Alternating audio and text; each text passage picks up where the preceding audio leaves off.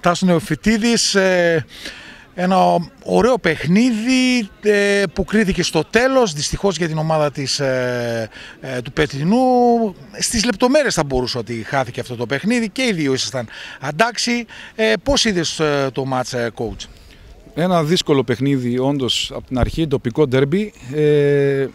Δυστυχώς αυτή την εποχή έχουμε πάρα πολλά προβλήματα. Μπορεί να ακούγεται να το λέμε συχνά, αλλά αυτή είναι η αλήθεια. Ήμασταν με 8 παίκτες τραυματίες και παιδιά που λείπουν. Αντέξαμε ως το 70-75, αλλά μετά φάνηκε ότι δεν έχουμε επιλογές στον πάγκο. Σε αντίθεση με τον αντίπαλο, έτσι, γι' αυτό και βρίσκεται τόσο ψηλά, που έχει επιλογές, έχει αλλαγές. Ελπίζουμε εμείς το βασικό είναι ότι έγινε ένα πολύ ωραίο παιχνίδι, έτσι, δεν το συζητάω. Ήταν καλό παιχνίδι, δυνατό, όπως είναι τα ντέρμπι. Δίκαια κέρδισε το Άβατο, απλά πληρώνουμε τις απουσίες μας. Και οι τραυματισμοί που παρότι ήταν τραυματίες παίξανε σήμερα και υπάρχει συνέχεια πάλι μεταξύ σας διαφορετικό παιχνίδι όμως. Ναι, για το κύπελο όντως είναι διαφορετικό παιχνίδι και ελπίζουμε τώρα, θα μιλήσουμε και με τους γιατρούς μας, να δούμε να έχουμε παραπάνω ποδοσφαιριστές στη διάθεσή μας για να διεκδικήσουμε και το κύπελο αλλά και τα υπόλοιπα παιχνίδια που έρχονται.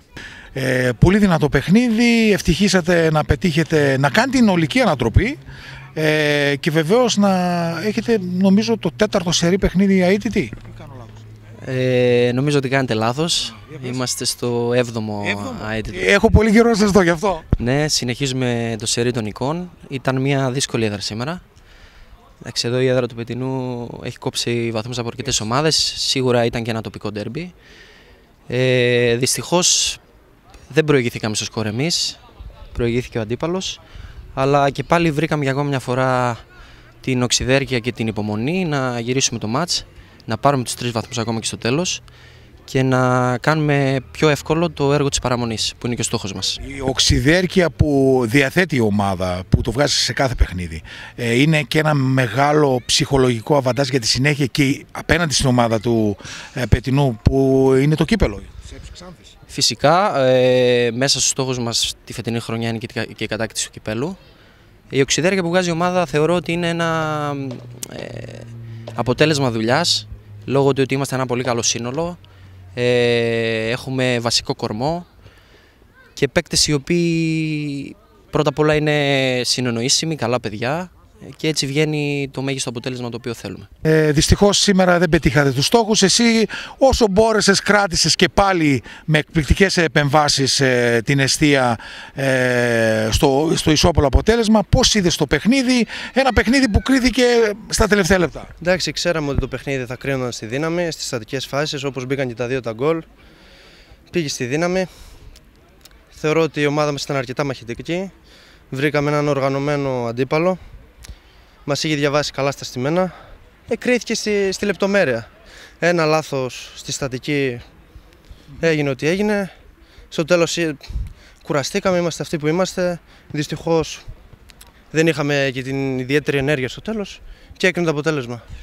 Η ομάδα σας παρουσιάστηκε με αρκετούς τραυματίες, αν και δεν φάνηκε αυτό στο μάτς, διότι σε κάθε παιχνίδι η ομάδα του Πετρινού τρώει σίδερα, να το πω έτσι. Πιστεύεις ότι στο επόμενο μάτς μεταξύ σας, εννοώ, ότι θα δείξετε μια καλύτερη παρουσία και ενδεχομένως να πάρετε και κάτι καλύτερο από το σημερινό μάτς? Εντάξει, σίγουρα θα θέλουμε τη ρεβάνς. Θεωρώ ότι μην λέμε μεγάλα λόγια. Εντάξει, θα είναι πάλι ένα τοπικό ντέρμπι, όπως σε κάθε αγώνα, όπως και στον πρώτο γύρο. Θα δείξει. Ελπίζω να το πάρουμε. Εμπιστευόμαστε στην ομάδα μας, στη διοίκηση, δεν έχουμε κανένα παράπονο και ο καλύτερος θα το πάρει. Ξέραμε ότι το παιχνίδι εξ αρχής ήταν πολύ δύσκολο. Γιατί είναι ένα ντέρμπι τοπικό, υπάρχει εγωισμός και παρόλο που η ομάδα του Πετρινού είναι κάτω στη βαθμολογία, έχει παίξει όλα τα παιχνίδια στο 100%, θα έπαιζε σίγουρα και αυτό το παιχνίδι και καλά έκανε. Και λόγω του γηπέδου ότι είναι λίγο στενό, μας δυσκόλεψε ακόμη περισσότερο. Δεν μπόρεσε να παιχθεί καλό ποδόσφαιρο. Τα πράγματα δυσκόλεψαν για μας γιατί δεχθήκαμε γρήγορα ένα γκολ. Εντάξει, ωστόσο μετά δεν κινδυνεύσαμε σε όλο το παιχνίδι. Δεν μπορέσαμε βέβαια να δημιουργήσουμε και πολλές φάσεις. Όμως πιέσαμε πάρα πολύ στο τελευταίο 20 λεπτό, 25 λεπτό και καταφέραμε να σκοράρουμε και κερδίσαμε το παιχνίδι που είναι πολύ σημαντικό για μας. Το επόμενο μάτς είναι με τον Απόλλων Παραλιμνίου και αυτό δύσκολο. Τι θα πρέπει να προσέξει η ομάδα του Αβάτου απέναντι σε μια πολύ καλή ομάδα? Εντάξει, εμείς πρέπει να συγκεντρωθούμε γιατί έχουμε κάνει ένα σερί νικών και λίγο υπάρχει μια έπαρση. Θα πρέπει να είμαστε πολύ καλοί στο παιχνίδι γιατί όλα τα παιχνίδια είναι πολύ δύσκολα και σημαντικά. Χρειαζόμαστε, προσωπική μου άποψη, τουλάχιστον 9 βαθμούς ακόμη για τη σωτηρία, για να είμαστε, πιστεύουμε, μετά σίγουροι.